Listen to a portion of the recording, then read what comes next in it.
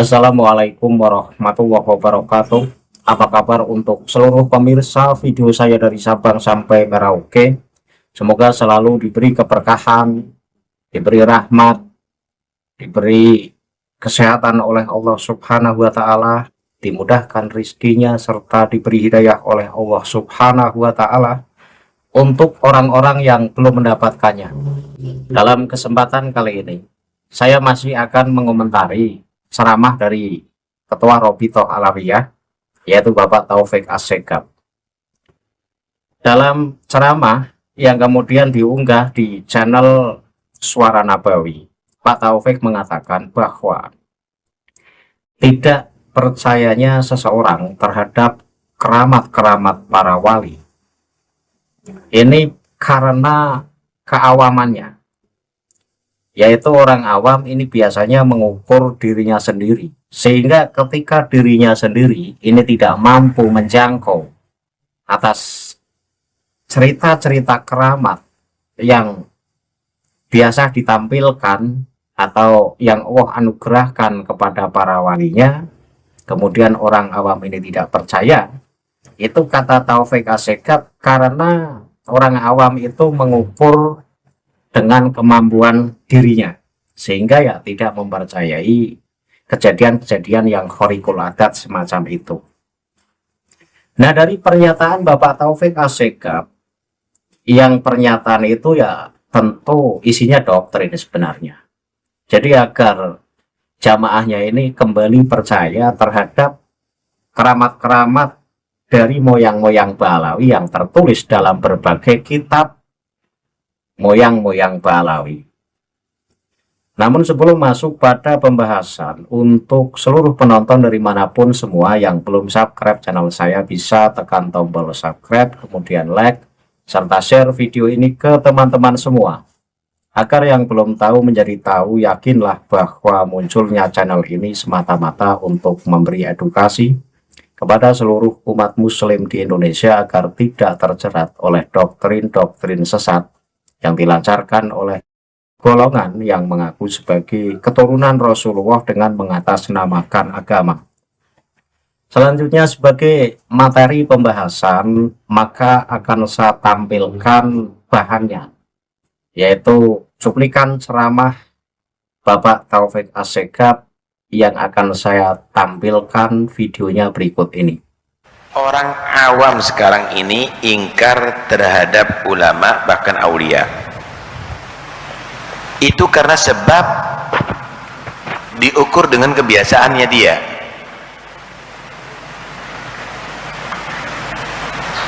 Dia mengukur dengan aulia tadi itu sebagai orang awam, seperti dirinya. Dan itu dianggap, ya ini adalah yang hak. Bukan mereka itu aulia itu. Bukan mereka itu ulama itu yang hak. Malah menyalah-nyalakan, tidak sesuai dengan hadis, tidak sesuai dengan dalil, diukur dengan pengetahuannya. Kalau ada orang yang alim, mau dia meluruskan gitu ya, ta'assubnya keluar,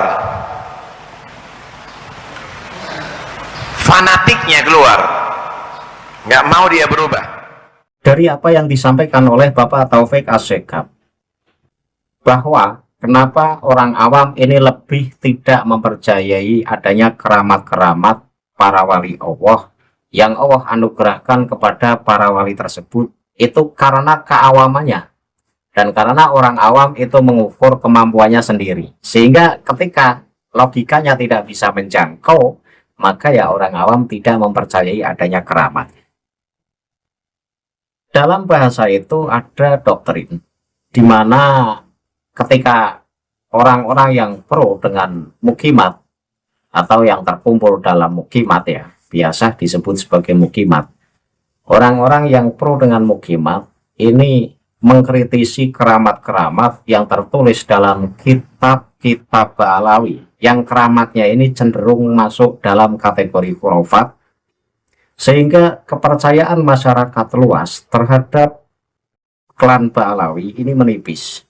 Karena itu Taufik Assegaf mulai membangun kepercayaan kembali untuk meyakinkan para jamaah agar jamaahnya ini mempercayai kembali bahwa yang tertulis dalam kitab-kitab Ba'alawi, yaitu terkait kehebatan-kehebatan moyang-moyang Ba'alawi, itu sebuah kebenaran.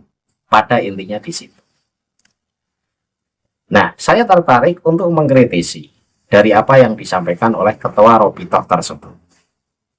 Perlu diketahui oleh Bapak Taufik Asegaf dan juga orang-orang yang mendukung atas kesohihan nasab Ba'alawi, bahwa kami orang yang membatalkan atau orang yang tidak percaya bahwa Ba'alawi sebagai Dzurriyyah Rasulullah, dan kami juga tidak percaya terkait keramat-keramat yang tertulis dalam kitab Ba'alawi, karena cenderung keramat itu melampaui batas, karena keramat itu diceritakan oleh dirinya sendiri, dan karena keramat itu sifatnya ya masuk kategori khurafat, bohong. Beda dengan keramat-keramat dari para wali-wali yang asli.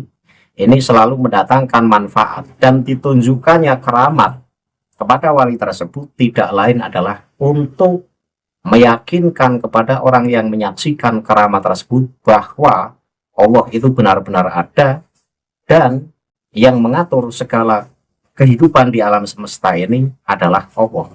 Jadi inti dari dimunculkannya keramat dalam diri para wali tiada lain adalah untuk meyakinkan ketauhidan orang yang menyaksikan. Jadi bukan untuk menghebatkan orang yang punya keramat tersebut, tidak. Nah, berbeda dalam kitab-kitab Ba'alawi, diceritakan keramat dari para leluhur Habib. Ini ya untuk menghebatkan si Habib itu sendiri. Nah, inilah kategori khurafat, bukan keramat. Nah, akan saya padu dari apa yang disampaikan oleh Taufik Asegaf, bahwa saya akan membaca kitab Tuhfatul Ahbab dari halaman 171 hingga halaman 172, di mana di sini tertulis keramat dari moyang Ba'alawi yang saya pun tidak percaya. Karena apa? Ya karena lebih terkesan bohong, bukan benar-benar keramat, tetapi apa yang ditulis ini lebih terkesan bohong. Jadi Pak Taufik Asegaf ini menganggap bahwa orang yang tidak percaya terkait keramat-keramat Ba'alawi, lantas kemudian menuduh bahwa kami ini orang yang anti keramat. Tidak. Jadi kami ini adalah orang yang berpaham Ahlussunnah wal Jamaah, percaya adanya mukjizat, adanya keramat, adanya ma'unah, itu percaya. Tetapi ketika keramat itu masuk kategori khurafat, ya kita tolak. Masa iya sih keramat bisa mi'raj dalam sehari semalam 70 kali bersama hewan ternaknya? Padahal dalam kitab Risalah Ahlussunnah wal Jamaah, Mbah Hasyim Asy'ari sendiri kan, orang yang mengaku bisa mi'raj seperti halnya mi'rajnya Rasulullah, maka status orang tersebut kafir. Nah, Faqih Muqaddam itu bisa mi'raj dalam sehari semalam 70 kali bersama hewan ternaknya.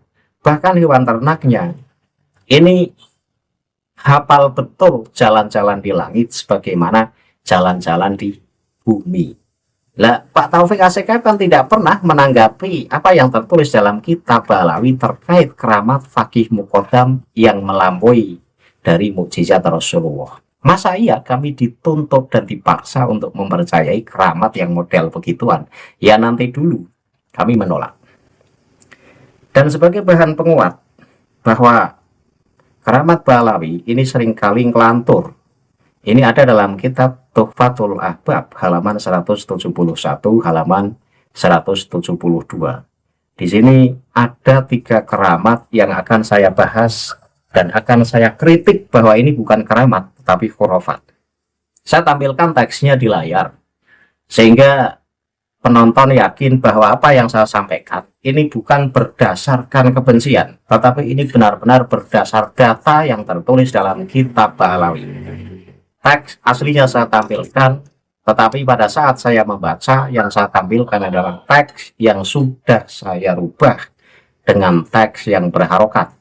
Tujuannya adalah agar penonton ini bisa ikut menyimak dari apa yang saya baca.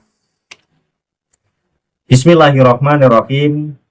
Waqala radhiyallahu anhu dzukira fi raudir riyahin anna ba'dal arifina lahada mayitan walamma faragha min lahdihi sami'a fil qabri darbatan azimatan wa kharaja minhu kalbun faqala fi nafsihi ma hadza fantaqallahu dzalikal kalba wa qala ana amaluhu sayyi'u wa amma darbatul lati sami'taha fa innaha lam taqo fih wa qad hala bainahu wa bainaha muadzabatuhu ala qiraati surati Yasin. Ini cerita tertulis dalam kitab Tuhfatul Ahbab halaman 171 baris bawah. Artinya apa? Dan beliau Habib Alawi bin Abdullah, yaitu seorang tokoh yang manaqibnya ini tertulis di kitab Tuhfatul Ahbab. Jadi ini adalah perkataan dari Habib Alawi bin Abdullah, disampaikan oleh penulis kitab Tuhfatul Ahbab, bahwa Habib Alawi bin Abdullah ini berkata, disebutkan di dalam kitab Ar-Raudur Riyahin. Ini menukil dari kitab Ar-Raudur Riyahin katanya. Apa ceritanya? Bahwasanya sebagian orang arif atau orang saleh ahli marifat ini memasukkan jenazah ke liang lahat. Maka tatkala ia selesai dari proses pemakamannya, ia mendengar suara pukulan yang sangat keras dari dalam kubur tersebut. Lalu keluarlah seekor anjing dari kubur itu. Maka ia, yaitu orang saleh yang habis menguburkan si mayit, ini berkata dalam hatinya, apa ini? Lalu Allah membuat anjing itu dapat berbicara. Dan ia, anjing itu berkata, aku adalah amal buruknya. Adapun pukulan yang engkau dengar tadi, sesungguhnya pukulan itu tidak mengenai diri si mayit. Sungguh keistiqomahannya dalam membaca surat Yasin telah menjadi penghalang antara dirinya dan pukulan atau siksa itu. Lah, di sini cerita yang tertulis dalam kitab Tuhfatul Ahbab halaman 171. Ini dikisahkan oleh orang-orang arif. Entah orang arif siapa. Dan ini gaya bahasa kitab Alawi dalam menceritakan satu kejadian. Ini tidak pernah atau jarang sekali menjelaskan siapa yang mengatakan. Pokoknya ya dikatakan oleh sebagian orang yang arif. Nah, sebagian orang arif itu namanya siapa? Salah satunya. Seharusnya akan ditulis biar pembaca kitab ini percaya.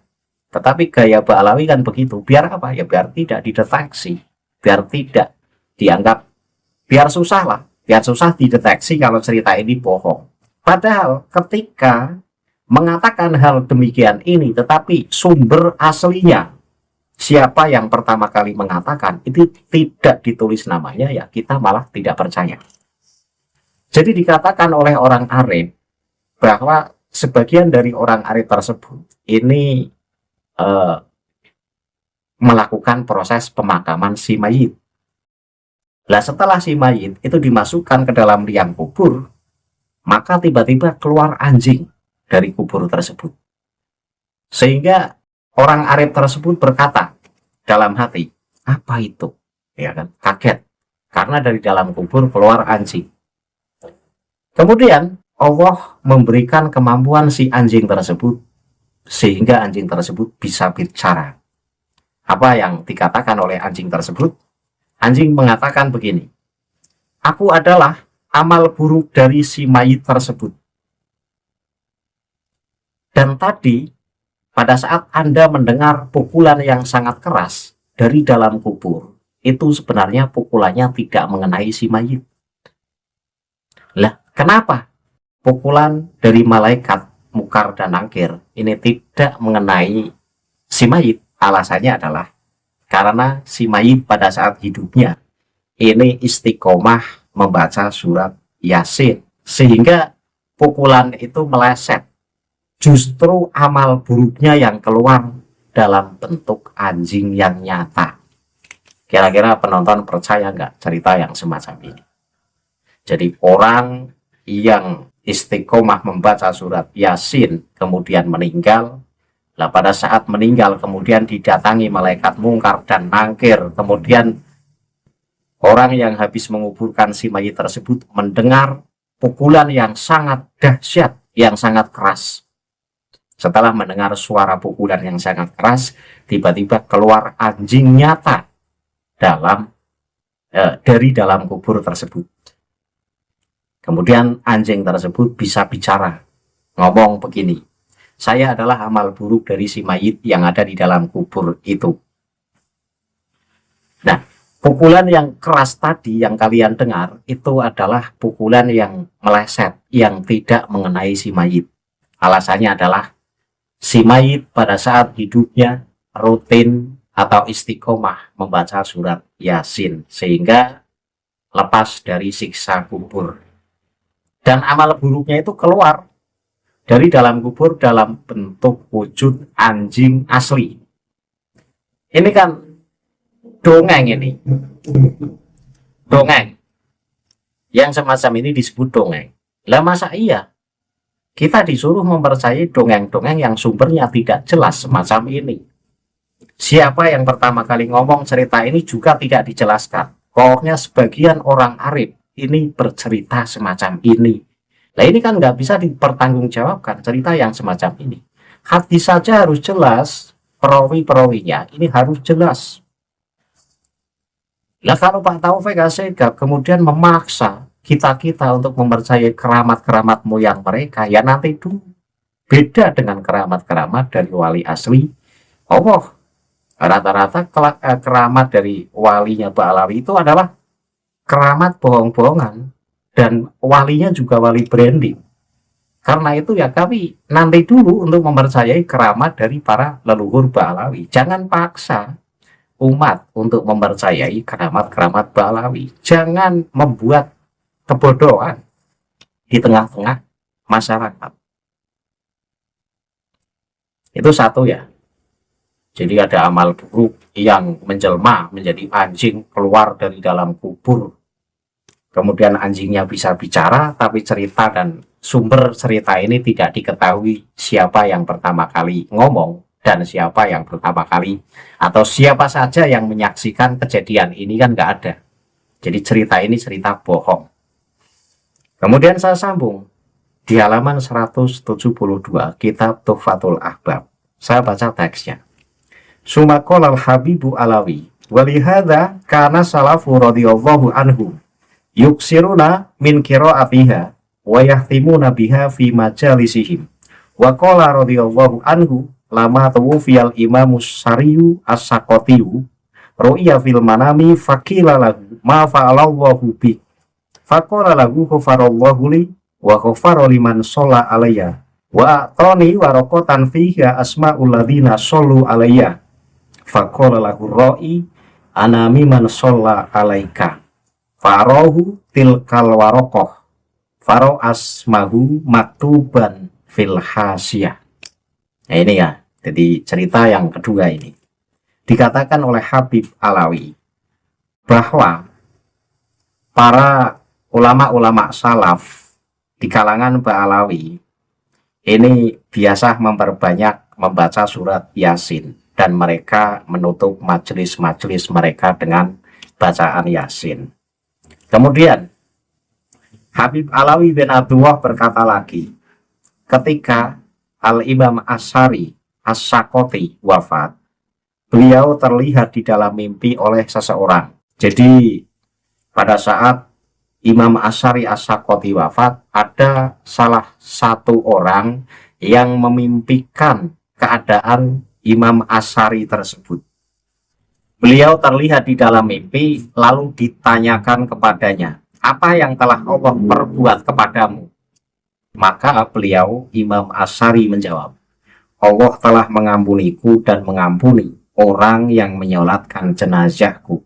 Dan dia memberiku selembar kertas yang di dalamnya tertulis nama-nama orang yang telah menyolatkanku. Maka orang yang bermimpi itu berkata kepadanya, aku termasuk orang yang menyolatkanmu.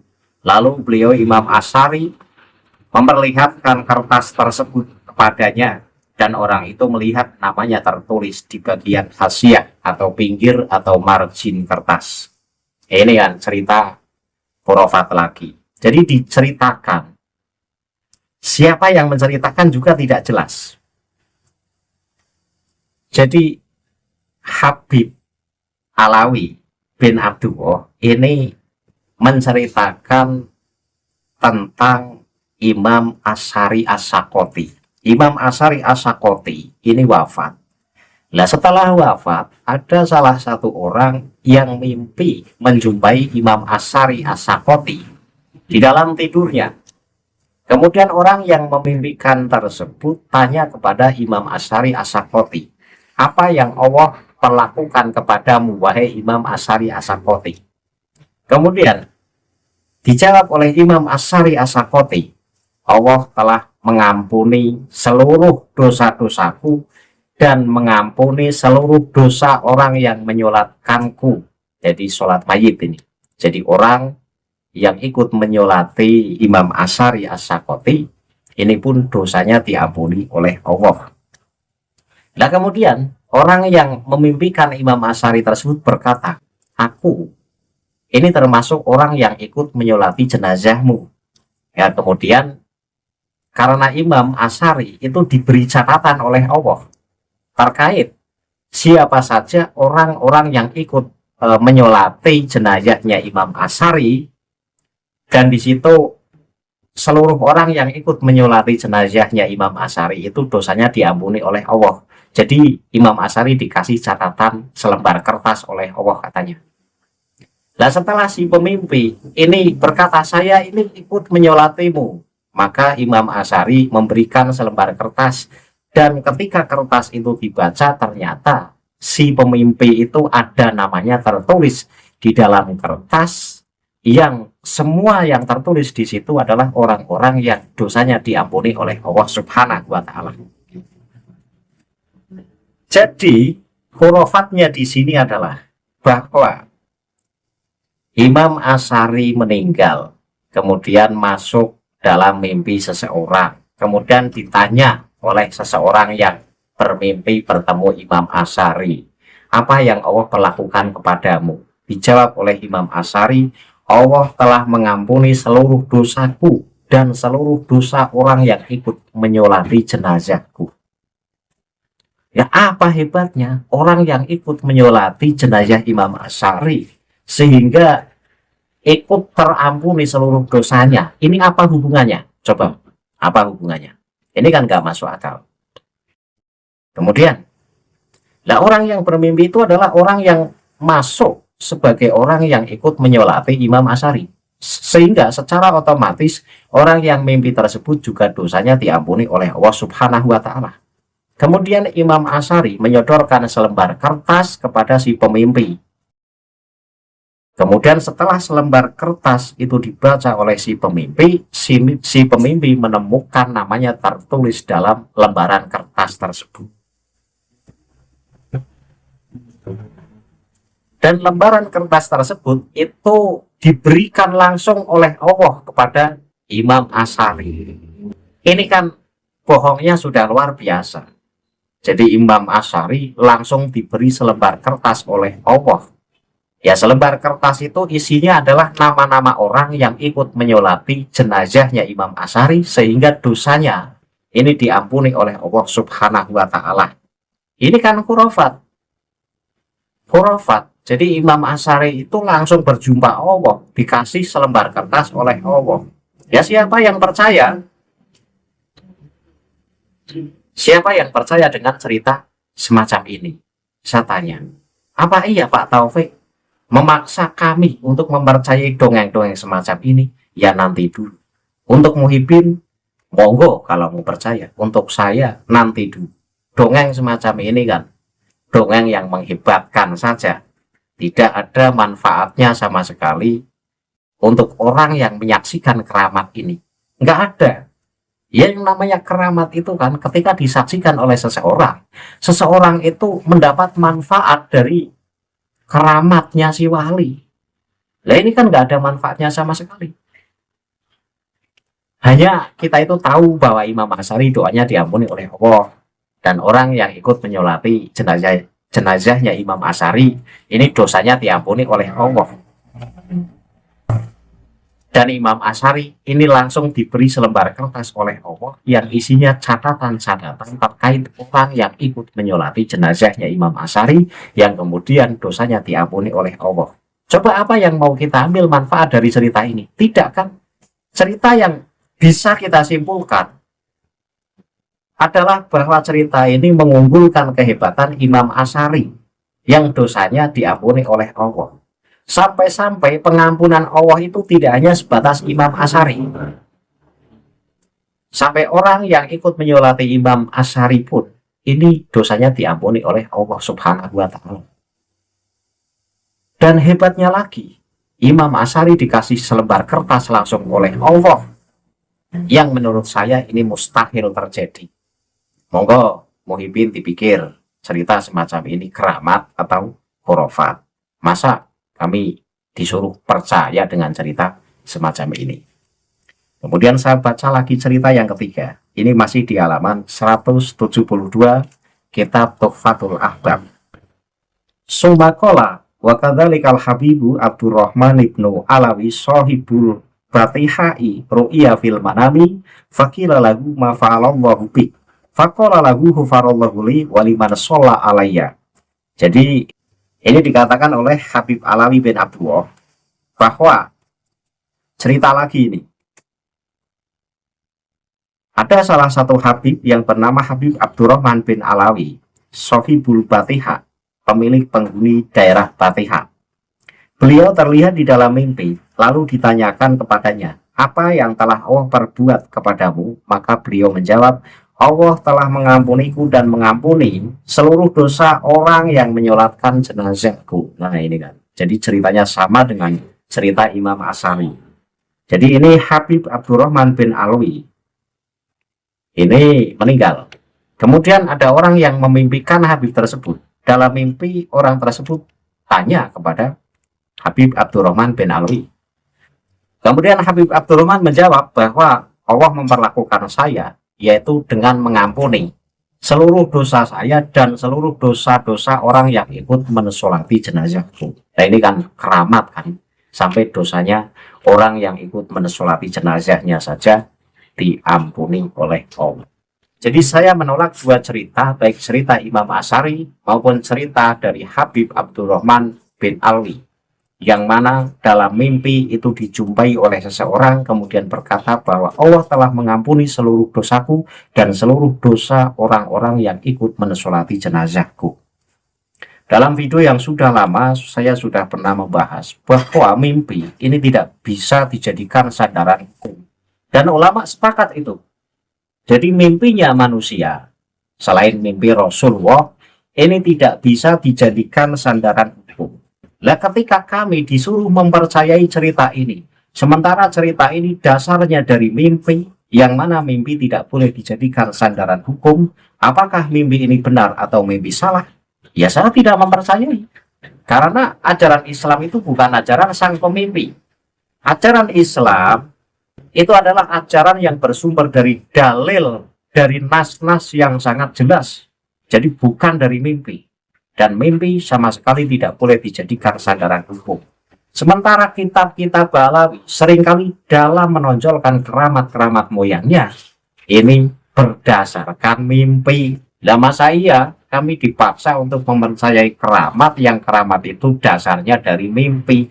Ya maaf, kami bukan orang bodoh yang mudah diperdaya. Ya kan? Jadi Pak Taufik Assegaf silakan bodohi umat selagi umat itu bisa dibodohi. Tetapi kami orang-orang yang jeli dan teliti ya nanti dulu tak lawan, doktrin Anda tetap tak lawan. Ini ya kesimpulan dari bantahan saya terhadap apa yang disampaikan oleh Bapak Taufik Assegaf dalam ceramah yang tadi videonya sudah saya tayangkan, bahwa bukan berarti kami tidak percaya terkait keramat para wali, tetapi kami menolak keramat-keramat wali Balawi yang keramat itu lebih masuk dalam kategori khurafat. Tidak ada manfaatnya sama sekali terhadap orang yang menyaksikan keramat itu. Dan keramat yang digaung-gaungkan dalam kitab-kitab Ba'alawi ini lebih cenderung demi mengunggulkan wali-wali Ba'alawi. Nah, keramat yang hanya tujuannya itu mengunggulkan mereka yang memiliki keramat, maka cerita semacam ini masuknya khurafat, bukan keramat. Karena lebih menonjolkan si pemilik keramat. Nah, keramat yang asli ini adalah yang ditonjolkan adalah kekuasaan Allah, bukan yang ditonjolkan adalah si wali yang diberi keramat oleh Allah. Jadi kami menolak keramat-keramat dari Habib-Habib Ba'alawi yang keramat itu tertulis dalam kitab-kitab Ba'alawi banyak banget. Kalau kita mau meneliti dan mau mencari keramat-keramat sesat yang tertulis dalam kitab-kitab Ba'alawi itu banyak. Sehingga tidak ada alasan lagi untuk kami mempercayai keramat-keramat dari moyang-moyang Ba'alawi, karena isinya bohong, ngedebrus, tidak berdasar, dan dasarnya ya satu, dari mimpi. Karena itu kami menolak sebuah keramat yang dasarnya itu dari mimpi, karena mimpi tidak bisa dijadikan sandaran hukum. Akhirul kalam, billahi taufiq wal hidayah. Wassalamualaikum warahmatullahi wabarakatuh. Salam waras untuk seluruh muslim di Indonesia.